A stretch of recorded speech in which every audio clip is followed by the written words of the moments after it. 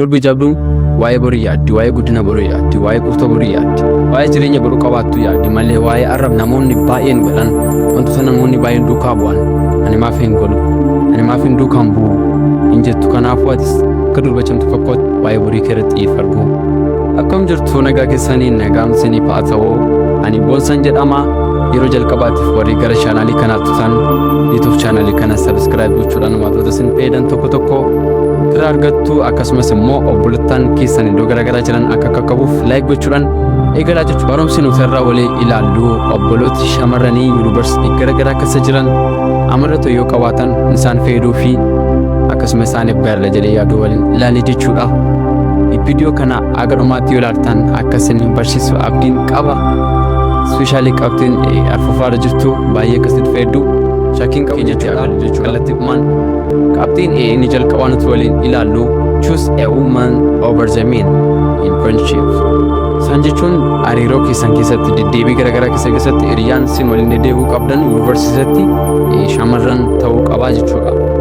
Maal fi ati akka durba taatee jirtutti hiriyaan kee durba ta'uu qaba. Isaan jechuun dhiirarraa kallattii garaagaraa fagaachuu osoo hin taane especially kaafee yaa ta'u alaaboo kan iddoo garaagaraa deemsa gosa kamuu keessatti kan waliin deddeemuu qabdan shamarran akka dhiisanii ta'uu qabu.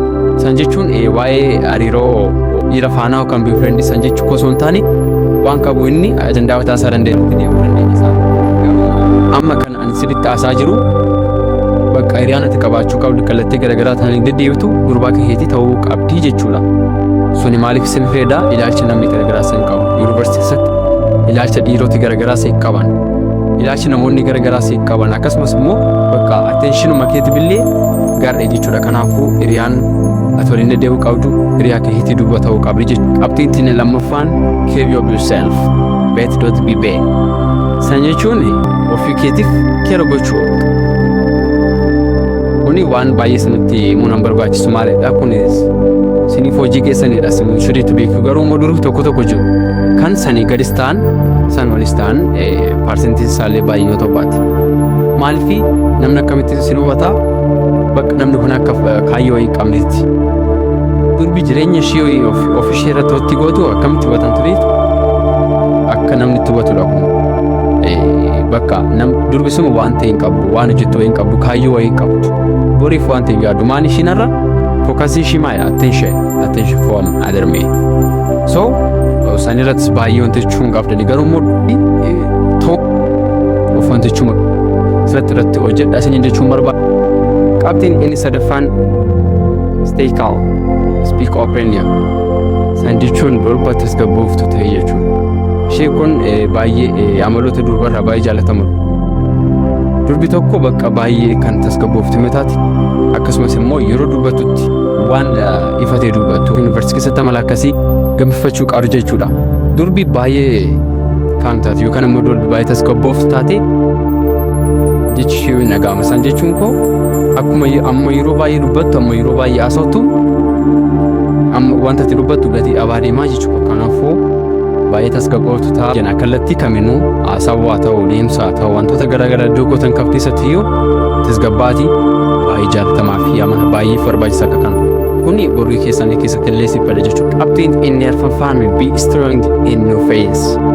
Amantii keetti shamara cimtuu ta'e. Durbi amantii isheetti Yunivarsiitiitti baay'ee chappuu taate wanti baay'een isheen baasu. Isaan jechuun wanti temporary wanti kallattii garaagaraatiin faashinii fakkaataa ta'uu wanti miira namaa ta'u wantoonni baay'een kallattii garaagaraatiin dhaloota baay'ee mancaasan dhaloota baay'ee nyaatan amantii isheetti gaafachamtuu taate. Akkasumas immoo sodaa waaqayyoo qabdu yoo ta'e wanti baay'ee isheen kanaaf ati waaqayyoo kee sodaadhu Yunivarsiitii keessatti amantii keetti cimtuu ta'e. Kana qabatee viidiyoo yeroo darbe hojjetan ture sallaaluu dandeessu. So amantii keetti cimtuu ta'e. Kanaaf kallattii garaagaraatiin mana amantii kee deddeebii waaqayyoon kee kadhadhu baabilii kee quraana kee kallattii garaagaraatiin wantoota amantii keessi cimsan hundi isaanii gochuu yaadii jechuudha. Kanaafuu amantii keetti durba cimtuu ta'uu qabda isin jechuun barbaada. Qabxiin inni shanaffaan immoo give a priority for your future than temporary pressures. San jechuun wantoota har'a hojjetamee darbu wantoota har'a godhamee darbu baay'ee isaa wantoota namni baay'ee sochuu danda'u ta'uu danda'a. Wantoota gammachiisu kennu ta'uu danda'a. Wantoota kallattii garaagaraatiin godhamu baay'isaa wantoota borii kee miidhan, wantoota borii keessa gaabissuu danda'an baay'isaa dhiisi. Kan immoo garraa of qusadhu jechuudha. Fookasiin kee borii kee ta'uu danda'a. Durbi cimtuun kanarraa osoo hin taane kun borii ishee yaaddi. Jireenya irra dabarsu osoo hin taane jireenya boru maatii shimaa dabarfatu. Jireenya boru kallattii garaagaraatiin dabarsu yaadatu. Kanaaf wanti baay'ee wanti irra si gammachiisuu danda'u, wanti irra namni baay'een biriidhaaf osoo ati si gootees jechisuu danda'u, garuu immoo kan borii kee irratti dhiibbaa fidu jiraachuu danda'a. Sanirraa of eeggachuudhaan borii keef kabaja kenni jechuudha. Qabxiin inni jaafaan immoo yeroo baay'ee kan durbi keenya itti miidhamanii fi sammuu isaanii itti of ukusa. Learn and let go of past mistake. Dogoggorota yeroo darban kallattii garaagaraatti si mudatan irraa baratu, garuu immoo waa isa jedhagartu. Akkasumas darbeera wanti wantichi. Maaliif wanti darbe deebiin aduu maal jedhamu keenya yeroo maqaa kan darbe hin darbatanidha. Wanti darbe dogoggora haa ta'u mudannoo kallattii garaagaraatti si mudate wantoota hin darban irraa barattaa, garuu sani mataatti hordofuu qaba. Dagachuu qabda jechuudha. Garuu immoo san deebitee dogoggorraan amma safidduma san jirtaa jechuudha. Maaliif jireenya keessatti kallattii garaagaraatiin eenyumayyuu namni lafa kanarra jiru dogoggorri isa hin mul'atu. Amma taatee jirtutti dogoggorri isa mul'ata, garuu immoo dogoggora caalu dogoggora san keessatti hafuudha. Oduu irraan baratin osoo hin jijjiiramin san keessatti hafuudha. Kanaafuu dogoggora si mudate kamuuf itti gaabbuuf itti dhiphachuu maal jechuu osoo hin taane wanti darbeera waan gochuu dandeenyeef irraa barattu. Inni kan biraa immoo akka boonasiitti fayyadamuu dandeessu. Kun immoo do everything at the right time. Wanta kamuu yeroo isaatti godha bakka. Relationship haa ta'u wantoota garaagaraa wanta godhamuu qabu yeroo isaatti godhamu. Maaliif macaafni tumaa jira. Wanti hundumtuu yeroo qabaa jira. Kanaafuu wanta yeroo keessi duunii eeyyamne namni godheedhaaf wanta namni baay'ee itti galeedhaaf yeroo kee malee itti galtee dubbachuun qabdu. Waan kamuu yeroo isaatti godhi. Viidicha yoo jaallattan hiriyoota keessanii share gochuudhaan akka irraa baratan godhaa. Reakshinii isin natti agarsiistan viidiyoo bareedaa isin qabadde akka dhufu natti hima jechuudhaan obboloota shamarranii mi natti agarsiisaa akka jirtan. Amma viidiyoo kan biraatiin dhumatti nagaa naaf taatu.